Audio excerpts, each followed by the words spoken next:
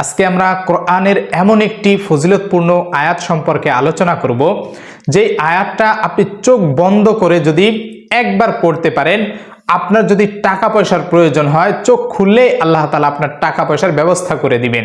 চোখ খুললেই আপনার গায়েবী সাহায্য চলে আসবে।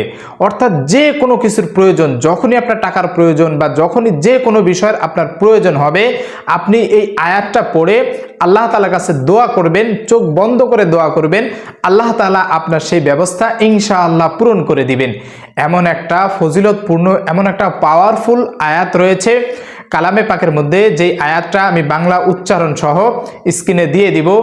এই আমলটা অবশ্যই করার জন্য প্রত্যেকটা বান্দার আগে অন্তরে এমন নিয়ত থাকতে হবে যে আমার আল্লাহ আমাকে দিবেন, আমি আল্লাহ তাআলার কাছে সাহায্য চাই, আল্লাহ তাআলাই দেওয়ার মালিক, আল্লাহ তাআলাই দিবেন, আল্লাহ তাআলাই আমার রব। এই বিশ্বাস, এই ইয়াকিন যদি আপনার ভিতরে থাকে, তাহলে আপনি এই আয়াতের আমলের ফলে ইনশাআল্লাহ আল্লাহ তাআলার গায়েবী সাহায্য পাবেন। এমন পাওয়ারফুল একটি আমল আজকে আমরা শিখব ইনশাআল্লাহ। প্রিয় দিনী ভাই এবং বোনেরা, ধৈর্য ধরে সম্পূর্ণ ভিডিওটি দেখার অনুরোধ করছি, পাশাপাশি চ্যানেলটি সাবস্ক্রাইব করে দিবেন, এমন গুরুত্বপূর্ণ আমলের ভিডিওগুলো সবার আগে যাতে আপনার কাছে পৌঁছে যায়, এবং ভিডিওটি শেয়ার করে দিবেন আপনার মাধ্যমে, অন্যরাও যাতে দেখে আমল করতে পারে। দুনিয়াতে আমাদের অনেক চাওয়া পাওয়া রয়েছে। দুনিয়াটা হয়তোবা ক্ষণস্থায়ী, আমরা সামান্য কয়েকদিনের জন্য এসেছি, তারপরও আমরা তো মানুষ, আমাদের চাওয়া পাওয়ার তো আর কোনো কমতি নেই। আমাদের যদি 10তলা বিল্ডিং হয়, তারপরেও আমাদের মনে হয় যে আরও যদি একটা বিল্ডিং থাকতো তাহলে কতই না ভালো হতো। আমরা একটু নিচের দিকে তাকাই না যে ছোট্ট ছোট্ট কুঁড়ে ঘরে অসহায় গরিব মানুষ কতটাই না রয়েছে, তাদের কতটা কষ্ট হচ্ছে। তো তারপরও আমাদের একটা গাড়ি থাকলে আরেকটা গাড়ি চাই, একটা বাড়ি থাকলে আরেকটা বাড়ি চাই, একটা দোকান থাকলে আরেকটা দোকান চাই, আমাদের চাওয়া পাওয়ার শেষ নাই। তো এই চাওয়া পাওয়াগুলো যদি পূরণ করতে হয়, আল্লাহ তাআলার পক্ষ থেকে যদি গায়েবী সাহায্য পেতে হয়, তাহলে আমাকে আগে নিজেকে পরিবর্তন করতে হবে। নিজেকে যদি পরিবর্তন করা হয়, তাহলে যে কোনো দোয়া আল্লাহ তাআলার কাছে করলেই আল্লাহ তাআলা কবুল করবেন। আর নিজেকে পরিবর্তন আপনি কিভাবে করবেন?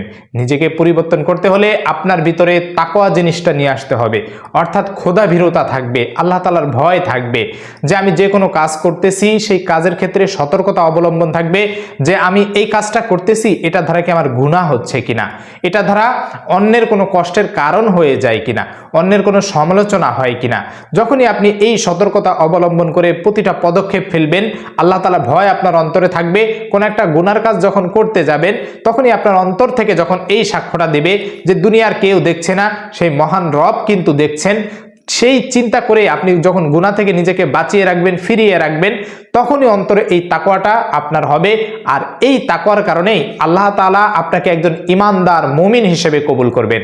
আর কোনো মুমিন বান্দা যখন আল্লাহ তাআলার দরবারে কোনো বিষয়ের জন্য দোয়া করে, সঙ্গে সঙ্গে আল্লাহ তাআলা কিন্তু সেই দোয়া কবুল করে ফেলেন। তাফসিরে রুহুল মানির ভিতরে বিস্ময়কর একটি ঘটনা রয়েছে, যে এই আয়াতের এতটাই ফজিলত, এতটাই কার্যকর, যে আয়াতের কথাটা আমরা আজকে বলছি। একজন ব্যক্তি যারা ব্যবসা বাণিজ্য করে, আগের কালের সময় যে ঘোড়ায় সওয়ার হয়ে বিভিন্ন সময় দেখা যায় যে মরুভূমি দিনের পর দিন, রাতের পর রাত পাড়ি দিতে হয়, দেখা যায় 7 দিন, 1 সপ্তাহ, 15 দিন এমন সময় লেগে যায়। তখন একটা কাফেলার সাথে যখন একটা ব্যক্তি ব্যবসার বাণিজ্যের কাজে বের হয়েছিল, হঠাৎ করে ঘোড়া থেকে বা তার সওয়ারি থেকে পড়ে সে তার মাজায় অনেক ব্যথা পেয়েছে। ব্যথা পাওয়ার কারণে সে আর উঠতে পারছে না।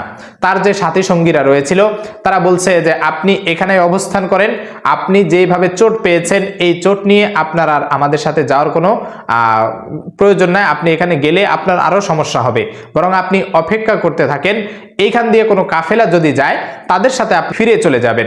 তখন সেই ব্যক্তি যখন দেখলো যে তার কাছ থেকে সবাই চলে গেল, তাকে একা ফেলে চলে গেল, তখন সেই ব্যক্তি অঝরে কান্নাকাটি করলেন। এরপরে একাকী বসে চোখ বন্ধ করে আল্লাহ তাআলার কাছে সাহায্য চাইলেন। এমন একটা দোয়া, এমন একটা পাওয়ারফুল আয়াত কালামে পাকের মধ্যে সূরা তাওবার ভিতরে আল্লাহ তাআলা জানিয়ে দিয়েছেন। যখন এই বান্দা এই আয়াত পড়ে আল্লাহ তাআলার কাছে সাহায্য চায়, সঙ্গে সঙ্গে সেই সাহায্য আল্লাহ তাআলার চলে আসে, সেই বান্দা সেই সাহায্য পেয়ে গেলেন। অর্থাৎ যখন সে এই যে দুহাত তুলে অঝরে চোখ বন্ধ করে আল্লাহ তাআলার কাছে কান্নাকাটি করছেন আর সাহায্য চাইছেন, চোখটা খুলেই দেখেন যে একজন আগন্তুক বা সাদা পোশাক পরা একজন যুবক তার সামনে উপস্থিত হয়ে গেছে এবং বলছে যে ভাই আপনার কি হয়েছে, আপনার সমস্যাটা কোথায়? তখন সেই ব্যক্তি বলল যে ভাই আমি ঘোড়া থেকে পড়ে গেছি, এখন সাহায্য করার মতো কেউ আমার নাই, আমি ব্যথা পেয়েছি, না পারছি এখান থেকে কোথাও যেতে, না পারছি আমার নিজ দেশে ফিরে যেতে। তখন সেই ব্যক্তি এই আয়াতের কথা বললেন যে আপনি এই আয়াত পড়ে আপনি এই যে আপনার ক্ষত স্থান, যে ব্যথা স্থান, যেখানে আপনি ব্যথা পেয়েছেন, এই স্থানটায় ফু দিন, ইনশাআল্লাহ আল্লাহ তাআলা আপনার সেই ব্যথা একেবারে দূর করে দিবেন। সেই ব্যক্তি কোরআনের এই আয়াতটা পড়ে সঙ্গে সঙ্গে ফু দিল এবং সেখানে ভালো হয়ে গেল। সে নিজে হেঁটে হেঁটে চলে তার যেই স্থান সেখানে ফিরে গেল। এতটাই মজেজা, এতটাই পাওয়ারফুল শক্তি এই আয়াত। তা আমি আপনি যদি বিশ্বাস নিয়ে অন্তর থেকে এই ইয়াকিন রেখে যে আল্লাহ তাআলা এই আয়াতের বদৌলতে আমাকে গায়বী সাহায্য করবেনই করবেন, এই চিন্তা চেতনা যদি থাকে তাহলে অবশ্যই আপনি সাহায্য পাবেন। আর যদি আপনার চিন্তা এমন হয় যে না আমি এই সাহায্য পাবো না, এটা কি কখনো সম্ভব, আল্লাহ তাআলা কি দেন? আরে ভাই আমি নিজেই সাহায্য পাই বিভিন্ন সময়, দেখা যায় কোনো এমন ব্যবস্থা নাই যে আমি একটু বাজার করব বা আমার ঘরে একটু কিছু কিনে আনবো, হুট করে দেখা যায় অনেক সময় পকেট ফাঁকা থাকে, কিন্তু এমন ভাবে আল্লাহ তাআলার উপর তাওয়াক্কুল করে থাকি, ভরসা করে থাকি, হুট করে কোনো এক সময় আমার পকেটে আল্লাহ তাআলার ব্যবস্থা করে দেন। অর্থাৎ কেউ একজন আমাকে হাদিয়া দিল, হুজুর এটা নেন, হুজুর এটা নেন, এটা আপনার জন্য।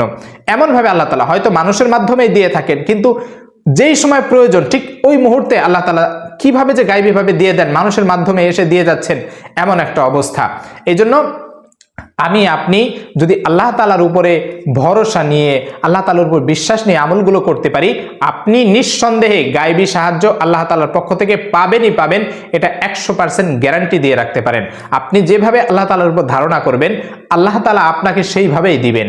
আপনার ধারণা যদি এমন হয় যে না আল্লাহ তাআলা দিবেন না, আপনি কোশ্চিনকালেও পাবেন না। আর যদি ধারণা এটা রাখেন যে আল্লাহ তাআলা দিবেন, তাহলে অবশ্যই আপনি পাবেন। সূরা তাওবার একেবারে শেষ আয়াত 129 নম্বর আয়াত, যে আয়াতে আল্লাহ তাআলা জানিয়ে দিচ্ছেন ফাইন তাওয়াল্লাউ ফাকুল হাসবিয়াল্লাহ লা ইলাহা ইল্লাহু আলাইহি তাওয়াক্কালতু ওয়া হুয়া রাব্বুল আরশিল আযীম। অর্থাৎ যখন কোনো ব্যক্তি এইভাবে বলে যে ফাকুল হাসবিয়াল্লাহ, যে বলে হাসবি আল্লাহ, আমার আল্লাহ আমার জন্য যথেষ্ট, আলাইহি তাওয়াক্কালতু, আমি তার উপরেই ভরসা করি, ওয়া হুয়া রব্বুল আরশিল আযীম, তিনি হচ্ছেন আরশে আযীমের অধিপতি। আপনি যখন এই বিশ্বাস, এই সাক্ষ্যটা আপনার অন্তর দিয়ে দিবেন এবং এই সাহায্যটা আল্লাহ তাআলার কাছে চাইবেন যে আমি আল্লাহ তাআলার উপর ভরসা করি, আমি আল্লাহ তাআলার কাছে সাহায্য চাই, তিনি একমাত্র দেওয়ার মালিক, তিনি আরশে আযীমের মালিক, আমি তার উপরেই তাওয়াক্কুল করে থাকি। এইভাবে যখন আপনি এই বিশ্বাস নিয়ে, ভরসা নিয়ে এই আয়াত পড়ে আপনি একটু চোখ বন্ধ করে আল্লাহ তাআলার কাছে সাহায্য চাইবেন, দেখবেন যে সাহায্য আসতে দেরি নাই। আর এই সাহায্যটা আপনি কখন চাইতে পারেন? এই সাহায্যটা যখন আমরা তাহাজ্জুদ নামাজ পড়তে উঠি, সেই সময় সব থেকে কার্যকরী একটা সময়। এই সময় আল্লাহ তাআলা শেষ আসমানে এসে বান্দাকে ডাকতে থাকেন। আমি আপনি যদি তাহাজ্জুদ নামাজের ভিতরে একেবারে শেষ সেজদায় গিয়ে যদি এই আয়াতটা পড়ে পড়ে আল্লাহ তাআলার কাছে সাহায্য চাই, অর্থাৎ এই আয়াতটা পড়তেছি আর মনে মনে চিন্তা করতেছি আল্লাহ আমার এটা প্রয়োজন, ওটা প্রয়োজন, তুমি আমাকে গায়বীভাবে দাও, হয়তো নামাজ শেষ হতে হতেই আপনাকে দিয়ে দিতে পারে, হয়তো সকাল হতে হতেই আল্লাহ তাআলা আপনাকে দিয়ে দিতে পারে।